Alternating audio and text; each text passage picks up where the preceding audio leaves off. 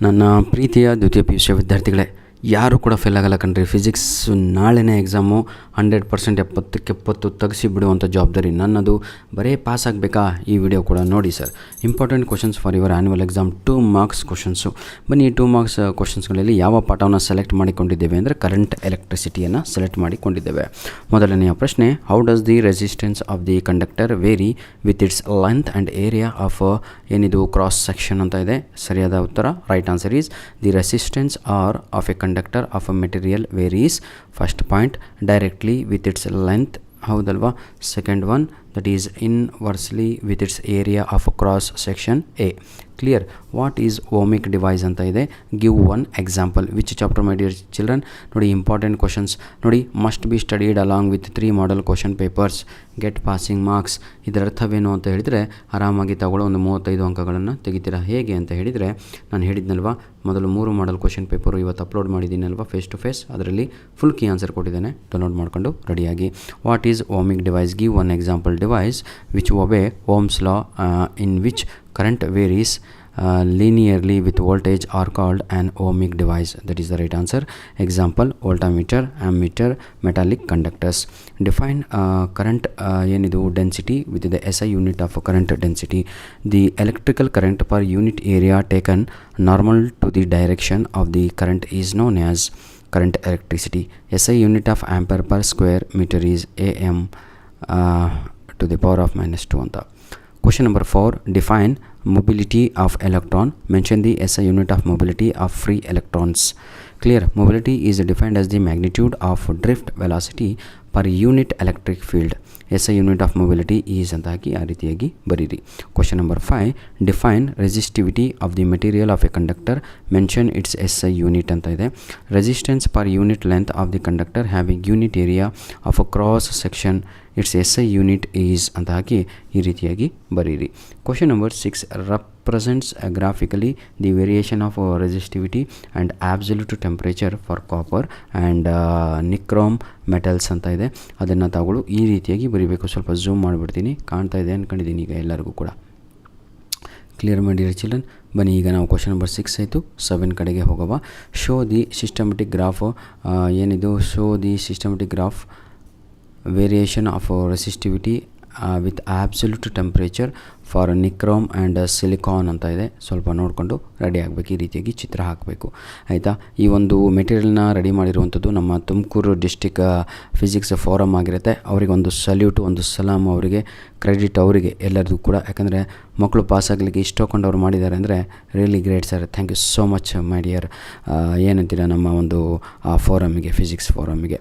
What principle is involved in ಅಂತ ಇದೆ. Kirchhoff's junctions rule and loop rule ಅಂತ ಇದೆ.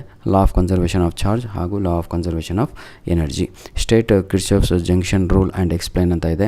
At any junction the sum of the current entering the junction is equal to the sum of currents living the junction. ಈ ರೀತಿಯಾಗಿ ಚಿತ್ರ ಹಾಕಬೇಕು, arrow mark ಹಾಕಬೇಕು, ಎಲ್ಲದೂ ಕೂಡ ಬರೀಬೇಕು, ಆಯಿತಾ? ಕೆಳಗಿಂದೆಲ್ಲ ಎಕ್ಸ್ಪ್ಲನೇಷನ್ ತಾವುಗಳು ಬರೀತೀರಾ, I know. State the and explain the Kirchhoff's loop rule ಅಂತ ಇದೆ, ಆಯಿತಾ? ಇದನ್ನು ಕಲೀರಿ, ಭಾಳ important. The algebraic sum of changes in potential around by any closed loop involving resistance and cells in the loop is 0. explanation ಕೊಟ್ಟಿದ್ದಾರೆ. applying loop rule to ABCDA ಅಂತ, ಅದನ್ನು ಈ ರೀತಿಯಾಗಿ ಬರಿಬೇಕು. ನೋಡಿ, ಈಗ 5 ಮಾರ್ಕ್ ಕ್ವಶನ್ಸು ಇದೇ ಚಾಪ್ಟ್ರಲ್ಲಿ 100% ರೆಡಿ ಆಗಬೇಕು. ಇದಕ್ಕಿಂತ ಭಾಳ ಇಂಪಾರ್ಟೆಂಟು ಮತ್ತೆ ನಾನು ಹೇಳ್ತಾ ಇದ್ದೀನಿ, ನಮ್ಮ ಮಾಡಲ್ ಕ್ವಶನ್ ಪೇಪರು 3 ಹಾಗೂ ಪ್ರಿಪೇಟ್ರಿ ಎಕ್ಸಾಮ್ಗಳನ್ನು ಬಿಡಬೇಡಿ. Clear? Mention any 2 difference between current and current density ಅಂತ ಇದೆ. ಡಿರೈವ್ ದ ರಿಲೇಷನ್ ಅಂತ ಕೂಡ ಇದೆ, ಹೌದಲ್ವಾ? Current difference between current and current density ಅಂತ ಇದೆ. It is the amount of charge flowing through any cross section of a conductor per second. It is A scalar quantity, ಈ ಕಡೆ it is A vector quantity. ಇದನ್ನೆಲ್ಲ ಬರೀತೀರಾ ನೀವು, ಆಯಿತಾ? 5 marks questions ಅಂದಮೇಲೆ, ಆಯಿತಾ, long answers ಅಂತ ಅರ್ಥ. ಇದನ್ನೆಲ್ಲ ಕಲಿತು ಕರೆಕ್ಟಾಗಿ ಬರೀರೋ. ಹೇಳ್ತೀನಲ್ವ, 100%. ನಿಮಗೇನು ಗೊತ್ತಾ ಈಗ ಟೆನ್ಷನ್ನು? PDF ಎಲ್ಲಿ ಸಿಗುತ್ತೆ? PDF ಎಲ್ಲಿ? ಅಯ್ಯೋ ದೇವ್ರೆ, PDF ತಗೊಂಡು ಏನು ರೀ ಮಾಡ್ತೀರಾ? ಡೈರೆಕ್ಟಾಗಿ ನನ್ನ ಮಾತನ್ನು ಕೇಳಿ ಸರ್, ಒಮ್ಮೆ ಬರೀರಿ. ಇವತ್ತು ಎಕ್ಸಾಮ್ ಬರೀತಿದ್ದೀನಿ ಅಂತ ಕೂತ್ಕೊಂಡು ಒಂದು 20 ಪೇಜ್ ಇಟ್ಕೊಂಡು ನಾನು ಏನು ಅಪ್ಲೋಡ್ ಮಾಡಿದ್ದೀನೋ ಅದನ್ನು ಒಂದು ಸಲ ಬರೀರಿ. That is enough my dear children. Tomorrow you will write. ನಾನು ಹೇಳ್ತೀನಲ್ವ, ಅಲ್ವಾ, ಅರ್ಥ ಮಾಡ್ಕೊಂಡು ಬರೀರಿ. Define drift velocity and mobility of charge carriers ಅಂತ ಇದೆ, ಹೌದಲ್ವಾ. Derive the expression for the drift velocity of electrons in the conductor in terms of their relaxation time ಅಂತ. ಭಾಳ ಈಸಿಯಾಗಿದೆ ಸರ್, ಇದನ್ನು ಕೂಡ ರೆಡಿಯಾಗಿ. ನಮ್ಮ Tumakuru district P U C lecturer forum ಅವರಿಗೆ ಮತ್ತೊಮ್ಮೆ ನಮ್ಮ ಕಡೆಯಿಂದ ತುಂಬ ಧನ್ಯವಾದಗಳು, ಮನಸ್ಸುಪೂರ್ವಕವಾದ ಧನ್ಯವಾದಗಳನ್ನು ತಿಳಿಸ್ತಾ ಇದ್ದೇನೆ. ಸರ್, ನಿಮ್ಮ ಒಂದು ಕಡೆಯಿಂದ ಎಷ್ಟು ಜನ ಪಾಸ್ ಆಗ್ತಾರೋ, ಎಷ್ಟು ಜನ ಡಿಸ್ಟಿಂಕ್ಷನು ಔಟ್ ಆಫ್ ಔಟ್ ತೆಗಿತಾರೋ ಅದು ಎಲ್ಲ ಕ್ರೆಡಿಟ್ ನಿಮಗೆ sir. Question number 13, 2 cells of EMF ಅಂತ ಹಾಕ್ಬಿಟ್ಟು ಈಗ ಕರೆಕ್ಟಾಗಿ ಕೊಟ್ಟಿದ್ದಾರೆ. These questions are very very very very very very very important my dear children. God bless you all. ಯಾವುದೇ ರೀತಿಯಾದಂಥ ತೊಂದರೆ ಇದ್ದಲ್ಲಿ, ಯಾವುದೇ ರೀತಿಯಾದಂಥ ಹೆಲ್ಪ್ ಬೇಕಾದಲ್ಲಿ ತಾವುಗಳು ಖುಷಿಯಾಗಿ ನಮ್ಮ ಒಂದು ಮೇಲ್ಗಡೆಗೆ ನಮ್ಮ ಒಂದು ಕಮೆಂಟ್ ಓಪನ್ ಆಗಿರುತ್ತೆ, ಸದಾ ಅದನ್ನು ಯುಟಿಲೈಸ್ ಮಾಡಿಕೊಳ್ಳಿ. Next chapter my dear children, moving charges and magnetism ಅಂತ ಇದೆ. 2-3 ಮಾರ್ಕ್ಸಿನ ಪ್ರಶ್ನೆಗಳು ತಾವು ಈ ಒಂದು ವಿಡಿಯೋದಲ್ಲಿ ನೋಡ್ಕೋಬೋದು. When the forces experienced by a moving charge in magnetic field becomes maximum and minimum ಅಂತ ಇದೆ. ವೆನ್ ಅಂತ ಕೇಳಿದ್ದಾರೆ, ಆಯಿತಾ. θ = 90 degree or charge moves at right angles to the magnetic field, force is maximum. B ಅಂತ ಹಾಕ್ಬಿಟ್ಟು θ = 0 degree or 180 degree or change moves parallel and anti parallel to the magnetic field, force in minimum. ಇನ್ನೊಂದು ಪ್ರಶ್ನೆ ಯಾವುದು, moving charges and ಮ್ಯಾಗ್ನೆಟಿಸಮಲ್ಲಿ 2 marks 3 marks ಕ್ವಶನ್ಸನ್ನು ತಗೊಳ್ಳೋ ಈ ಒಂದು ಪಾಠದಲ್ಲಿ ಕಲಿಬೋದು. ಇವೆಲ್ಲವೂ ಕೂಡ ಮೋಸ್ಟ್ ಎಕ್ಸ್ಪೆಕ್ಟೆಡ್ ಕ್ವಶನ್ಸ್ಗಳು. Derive the expression for the magnetic force experienced by a current carrying conductor ಅಂತ ಇದೆ. When a current carrying conductor is placed in a magnetic field, charges inside the conductor experience magnetic force. Clear my dear children. Question number 2 ಇದನ್ನು ಓದ್ಕೊಳ್ಳಿ. When does the force experienced by a straight current carrying conductor placed in a uniform magnetic field become maximum and minimum ಅಂತ ಇದೆ. ಇದನ್ನು ನೋಡ್ಕೊಂಡು ಅದೇ question ಅಲ್ವಾ ಇದು. Force experienced by A straight current, ಇದು ಯಾವುದು, ಮೂವಿಂಗ್ ಚಾರ್ಜ್ ಇದು. ಅದು ಸ್ವಲ್ಪ ಡಿಫ್ರೆನ್ಸ್ ಇದೆ ಕಣ್ರೋ, ಸುಮ್ಮನೆ ಕೂತ್ಕೊಂಡು ಏನೇನೋ ಬರೆಯೋದಲ್ಲ, ಸ್ವಲ್ಪ ಕ್ವಶನ್ಸಲ್ಲಿ ವೇರಿಯೇಷನ್ ಇರುತ್ತೆ. Derive an expression for radius of circular motion of a charge in a uniform magnetic field. ಬಹಳ ಇಂಪಾರ್ಟೆಂಟ್ ಆಗಿರುವಂಥ ಕ್ವಶನ್ಸ್ಗಳು ಸರ್, ನೆನ್ಪಿಟ್ಕೊಳ್ಳಿ. ಮತ್ತೊಮ್ಮೆ ನಮ್ಮ Tumakuru district physics lecturers forum ಅವರಿಗೆ ಧನ್ಯವಾದಗಳು sir. State and explain Biot Savart's law ಬಹಳ ಇಂಪಾರ್ಟೆಂಟ್ ಆಗಿರುವಂಥದ್ದು. ದಯವಿಟ್ಟು ರೆಡಿಯಾಗಿ ನನ್ನ ವಿದ್ಯಾರ್ಥಿಗಳೇ. ನನಗೆ ಎಕ್ಸ್ಪ್ಲನೇಷನ್ ಮಾಡೋಕ್ಕೆ ಬರ್ತಿದ್ರೆ ಬೋರ್ಡ್ ಮೇಲೆ ಇಂಗ್ಲೀಷ್ ಮಾಡ್ತೀನಿ ಅನ್ನೋ ರೀತಿ ಮಾಡಿಬಿಡ್ತಿದ್ದೆ. Extremely I am sorry. ನಿಮ್ಮಷ್ಟು ನಾನು ಜಾಣಲ್ಲ, ಬುದ್ಧಿವಂತ ಅಲ್ಲ 6 ಸಬ್ಜೆಕ್ಟ್ ಓದಲಿಕ್ಕೆ, ಆಯಿತಾ. ಬನ್ನಿ ಈಗ ವಾಟ್ ಈಸ್ ಸೊಲನಾಯ್ಡ್, ಇದು ಕೂಡ ಬಹಳ ಇಂಪಾರ್ಟೆಂಟ್ ಆಗಿರುವಂಥ ಒಂದು ಪ್ರಶ್ನೆ ಅನಿಸುತ್ತೆ. ಪ್ರಿಪೇರ್ಡ್ ಎಕ್ಸಾಮ್ಸ್ಗಳಲ್ಲೆಲ್ಲ ಕೇಳಿದರು.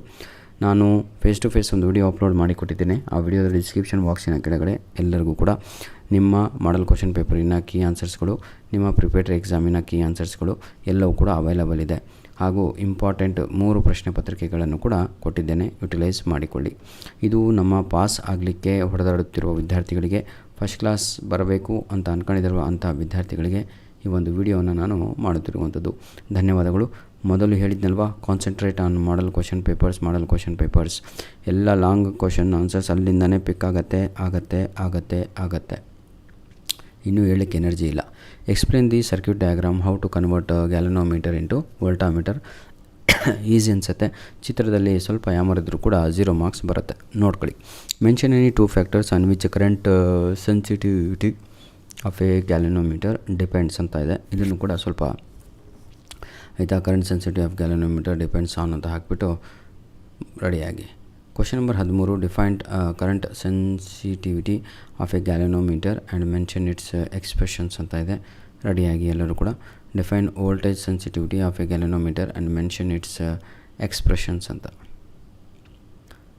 Mention the 2 reasons because of which the galvanometer cannot be used as an ammeter directly ಅಂತ 15ನೇ ಪ್ರಶ್ನೆ. Question number 16, mention the 2 reasons because of which the galvanometer cannot be used as a voltmeter directly ಅಂತ. ಎಲ್ಲ 2 ಅಂಕದ ಪ್ರಶ್ನೆಗಳಾಗಿರ್ತವೆ. Mention the expressions for voltage sensitivity of a galvanometer using the same show the voltage sensitivity remains constant if the number of turns is doubled. ಇದನ್ನು ಹಾಕ್ಲಿಕ್ಕೆ ಕಾರಣ ಇಷ್ಟೇ. Last ವಿಡಿಯೋದಲ್ಲಿ ಬರೀ ಕ್ವಶನ್ಸ್ ಕೊಟ್ಟಿದೆ. ಮಕ್ಕಳಿಗೆ ಬರೀ ಕ್ವಶನ್ ಸಿಕ್ಕರೆ ಮತ್ತು ಆನ್ಸರ್ ಹುಡ್ಕೊಂತ ಟೈಮ್ ಪಾಸ್ ಮಾಡ್ತಿರಲ್ಲ ಅಂದ್ಬಿಟ್ಟು ಅದನ್ನು ಸ್ಟಾಪ್ ಮಾಡಿದೆ. ಬರೀ 5 ಮಾರ್ಕ್ ಕ್ವಶನ್ಸ್ಗಳನ್ನು ಅಪ್ಲೋಡ್ ಮಾಡಿಕೊಟ್ಟೆ. ಈಗ ಕ್ವಶನ್ ವಿತ್ ಆನ್ಸರ್ಗಳನ್ನು ಕೊಡ್ತಾಯಿದ್ದೇನೆ, ಹೆಲ್ಪ್ ಆಗಲಿ ಅಂತ ಮಕ್ಕಳಿಗೆ. ನೆಕ್ಸ್ಟು 5 ಮಾರ್ಕ್ಸ್ ಕ್ವಶನ್ಸನ್ನು ನೋಡ್ಬೋದು ಈ ಒಂದು ಪಾಠದಲ್ಲಿ, ಆಯಿತಾ. ಏನಿತ್ತಿದ್ರೆ with the help of diagram ಅಂತ ಇದೆ, ಕ್ಲಿಯರಾಗಿ ನೋಡ್ಕೊಳ್ಳಿ. ಕ್ವಶನ್ ಸಿಕ್ಕರೆ ಸಾಕು, ನಿಮಗೆ ಆನ್ಸರು ನಿಮ್ಮ ಟೆಕ್ಸ್ಟ್ ಬುಕ್ಕಲ್ಲೇ ಡೈರೆಕ್ಟಾಗಿ ಇರುತ್ತೆ, ಅಥವಾ ನಿಮ್ಮ ಲೆಕ್ಚರರ್ ನಿಮಗೆ ಮೆಟೀರಿಯಲ್ ಕೂಡ ಕೊಟ್ಟಿರ್ತಾರೆ. Derive an expression for magnetic field at a point well inside a solenoid carrying current using the Ampere circuit ಅಲ್ಲ ಅಂತ ಇದೆ. ಇದು ಕೂಡ ಬಹಳ ನಿಜವಾಗಿಯೂ ಈ ಒಂದು ಮೆಟೀರಿಯಲ್ ಬಹಳ ಇಂಪಾರ್ಟೆಂಟ್ ಆಗಿದೆ ನನ್ನ ಪ್ರೀತಿಯ ವಿದ್ಯಾರ್ಥಿಗಳೇ. ನೆಕ್ಸ್ಟ್ ಚಾಪ್ಟರ್ ನಾವು ಹೋಗೋದಾದರೆ ಮ್ಯಾಗ್ನೆಟಿಸಮ್ ಆ್ಯಂಡ್ ಮ್ಯಾಟ್ರ್ ಅಂತ ಇದೆ.